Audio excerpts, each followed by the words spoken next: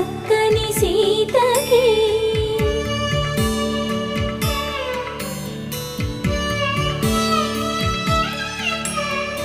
ఎర్ర జాబిలి చేయి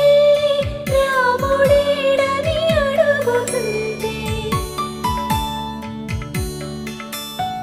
చూడలేదని పెదవి చెప్పే చెప్పలేమని కనులు చెప్పే నల్ల పూసైన